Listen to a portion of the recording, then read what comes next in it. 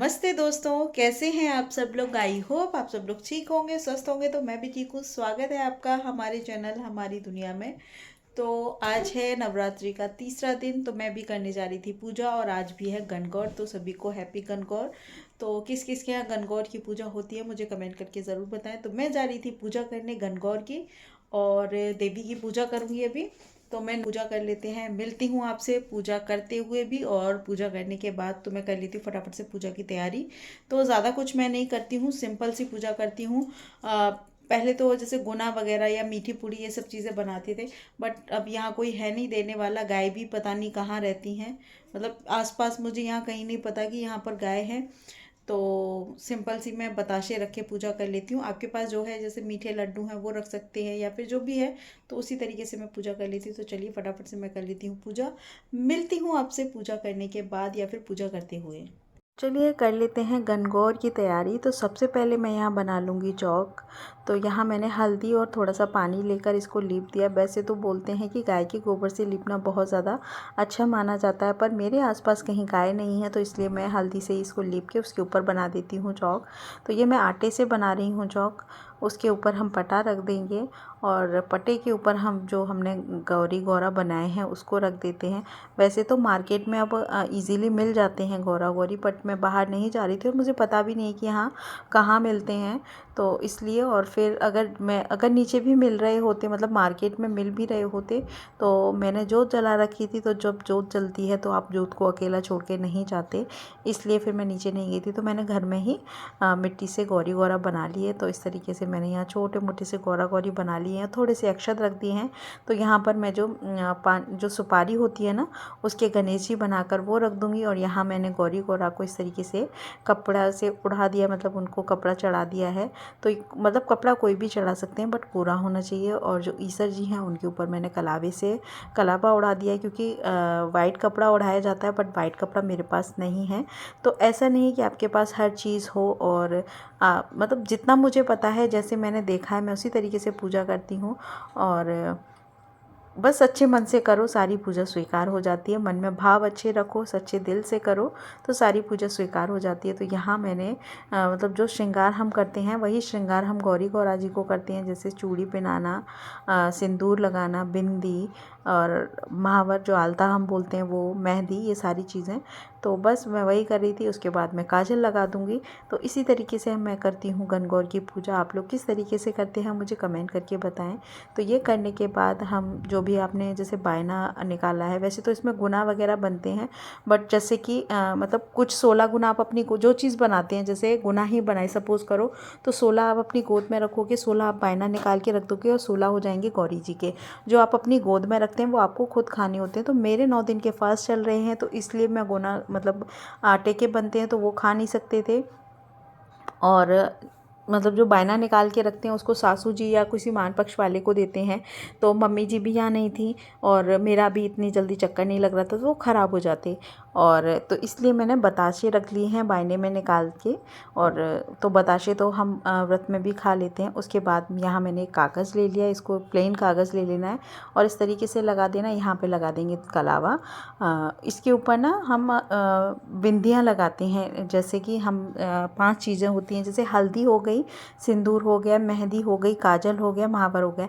इनसे ना 5 मतलब 16-16 टुपकी लगाई जाती हैं हर चीज़ से। जैसे हल्दी से 16 लगेंगी, 16 काजल से लगेंगी, तो इसी तरीके से 5 लाइनें बन जाती हैं 16-16 बिंदियों की।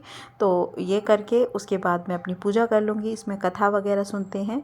तो आप लोग इन्जॉय कीजिए, और मुझे कमेंट करके बताना कि आप लोग किस तरीके से पूजा करते हैं, और आप लोगों के यहाँ गणगौर की पूजा होती है या नहीं होती है। तो यहाँ मैं आगे लगा दूँगी म्यूज़िक। आप लोग म्यूज़िक के साथ देखिए वीडियो को कि किस तरीके से मैं पूजा कर रही हूँ। चलिए।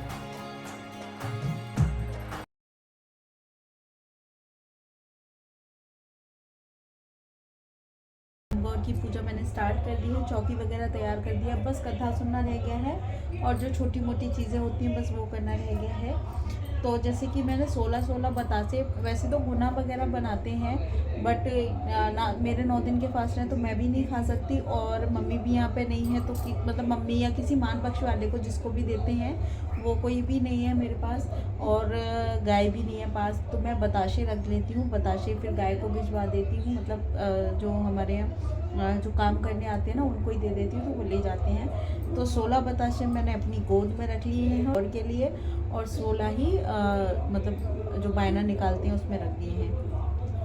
तो यहाँ इस तरीके से मैंने अपनी यहाँ पर, जो आप भी करते हैं तो मेरे साथ शेयर ज़रूर करें कि आप लोग भी गणगौर की पूजा करते हैं या नहीं। तो अब बस मैं पूजा करने जा रही हूँ, मैं कथा वथा पढ़ूँगी, उसके बाद पूजा हो जाएगी, उसके बाद मैं पानी पीऊँगी। तो आज के दिन मतलब अभी तक मैंने पानी नहीं पिया क्योंकि 12 बजे के बाद ही ये पूजा होती है, 12 बजे से। तो बस ये पूजा वूजा करके मैं मिलती हूँ आपसे थोड़ी देर में, और क्या क्या करते हैं वीडियो में बने रहें और देखते रहें। तो यहाँ मैंने एक पतीले में ऐसे पानी ले लिया है, इसमें थोड़ी सी डाल दी है हल्दी। अब इस पानी से हम गौरा गौरी जी को थोड़ा सा स्नान कराएंगे, मतलब उनको छींटे मारते हैं।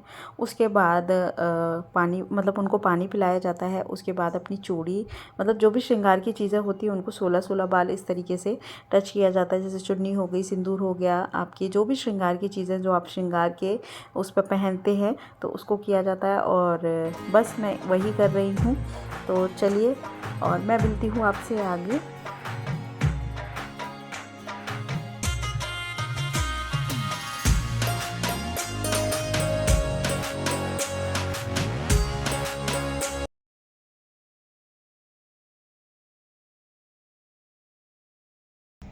तो हाँ, मेरी गणगौर की पूजा हो गई है। अब मैं चाय या पानी पीऊँगी क्योंकि सुबह से कुछ नहीं पिया, 1:30 बज गया है पूजा करते करते।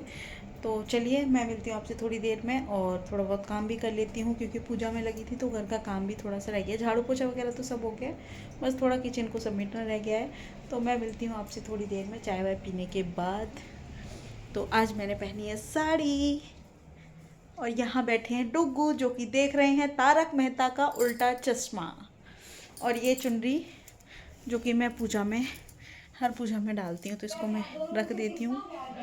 मैं डुग्गू की इससे मसाज करने वाली हूँ, अभी देखना डुग्गू का रिएक्शन। इधर हाथ थोड़ा इधर। रुक जाओ एक सेकेंड। डुग्गू के साथ मस्ती करने के बाद मैं आ गई हूँ किचन में, और आज हम बनाएंगे बर्फ़ी। किसकी बर्फ़ी बनाएंगे? हम बनाएंगे सिंघाड़े के आटे की बर्फ़ी। जैसे कि मेरे 9 दिन के व्रत चल रहे हैं, तो 9 दिन के व्रत में आप सिंघाड़े का आटा खा सकते हैं। तो थोड़ा सा सिंघाड़े का आटा रखा था, तो समझ में नहीं आ रहा था क्या बनाऊँ। तो ये झटपट से बन जाती है, जो हम सिंघाड़े की बर्फ़ी बनाएंगे बहुत ही जल्दी बन के तैयार हो जाती है। जैसे कि आप देख रहे हैं, मैंने थोड़ा सा सिंघाड़े का आटा ले लिया है, इसको छान लिया है छलनी में, उसमें सीधा कढ़ाई में छान लूँगी जिससे कि हमारे ज़्यादा बर्तन गंदे ना हो। तो मैं एक रेशियो बता दे रही हूँ, मैंने तो अंदाजे से लिया है। आप जैसे 1 कटोरी अगर सिंघाड़े का आटा ले रहे हैं तो उसमें 4 कटोरी पानी ऐड करना है, और 1 कटोरी जितना आपने मतलब आटा लिया है उतना ही आप मीठा ऐड करेंगे। तो यहाँ देखिए मैं इसी में मिक्स कर लूँगी। अगर आप इसको मतलब गैस चला के मिक्स करते हैं तो इसमें ना गुठले बहुत जल्दी बन जाते हैं और ये अच्छे से मिक्स नहीं हो पाता। तो आप इस तरीके से मिक्स कर सकते हैं। और मैंने जो सिंघाड़े का आटा है उसको भूना नहीं है, कच्चा ही यूज़ करेंगे। भून के जब मैं बनाती थी तो टेस्ट अच्छा नहीं आता था, बट इस तरीके से कच्चे आटे का जब बनाते हैं तो बहुत ही अच्छी इसकी बर्फ़ी लगती है। तो यहाँ देखिए मैंने एक पतीले में इस तरीके से गुड़ ले लिया है और थोड़ी सी ले लिया है चीनी, जिसको मैं मेल्ट कर लूँगी। तो मीठा आप कम या ज़्यादा कर सकते हैं। और जैसे ही हम इसको मेल्ट कर लेंगे, मेल्ट करने के बाद हम इसको अपने जो कढ़ाई में इसको ऐड कर देंगे, क्योंकि गुड़ को आप ऐसे डायरेक्ट नहीं डाल सकते और ना ही चीनी को, क्योंकि उसमें थोड़े बहुत ऐसी इम्प्योरिटीज़ होती हैं जो कि आपके खाने में चली जाएगी। तो मैं इसमें अच्छे से उबालने के बाद इसको छान के अपने जो आटे का हमने घोल बना के रखा है सिंघाड़े का आटे का, उसमें ऐड कर देंगे। तो मैं इसको मेल्ट कर लेती हूँ। जैसे ये मेल्ट हो जाएगा वैसे ही हम इसमें ट्रांसफ़र कर देंगे। जब तक हमारा चीनी और गुड़ मेल्ट हो रहा है, हम एक प्लेट को कर लेंगे ग्रीस। तो यहाँ मैं इस तरीके से जो बड़ी सी थाल है उसको ग्रीस कर लूँगी। उसके बाद जो एक प्लेट को ग्रीस कर लूँगी। तो आपको जिसमें मतलब जो बर्फ़ी बना, मतलब जो आटे की हम बर्फ़ी बनाएंगे, जो बैटर है उसको फैलाना है, उसको अच्छे से ग्रीस कर लें जिससे कि थाल पर वो चिपके ना। तो यहाँ देखिए हमारे जो गुड़ और चीनी है वो अच्छे से मेल्ट हो गई। उसके बाद हम इसको छान के इसमें ट्रांसफ़र कर देंगे। तो यहाँ देखिए हम इसको अच्छे से अब मिक्स कर लेंगे जिससे कि गुठले ना बने, क्योंकि जो चाशनी थी वो थोड़ी सी गर्म थी। तो मैंने चाशनी नहीं बनाई है, सिर्फ उसको मेल्ट किया है।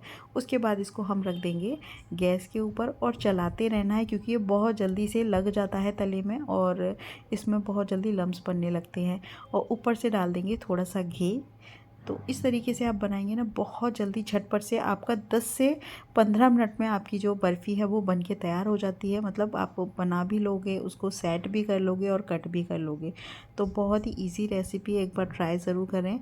आप बिना भुने भी एक बार जो सिंघाड़े का आटा है उस बिना भुने आप इस तरीके से बर्फ़ी बनाएं, बहुत टेस्टी बनती है। क्योंकि मैंने भून के भी बना के देखा है, उसका इतना अच्छा टेस्ट नहीं लगता जैसे कि ये कच्चे आप आटे का बनाएंगे ना इसका लगता है।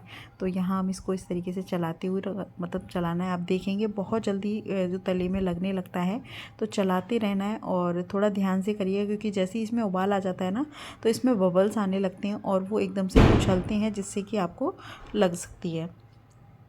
तो यहाँ देखिए हमारी जो बर्फ़ी के लिए बैटर वो अच्छे से थिक हो रहा है।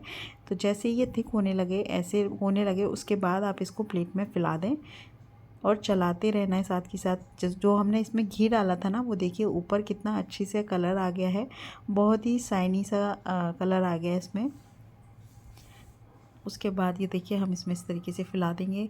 तो मैंने इसमें फैला दिया था, बहुत ज़्यादा मोटी बर्फ़ी बनने को हो गई थी, तो उसके बाद मैंने इसमें से थोड़ा सा निकाल के दूसरी प्लेट में ट्रांसफ़र कर दिया है, जिससे कि जो बर्फ़ी हम बनाएंगे वो पतली बने।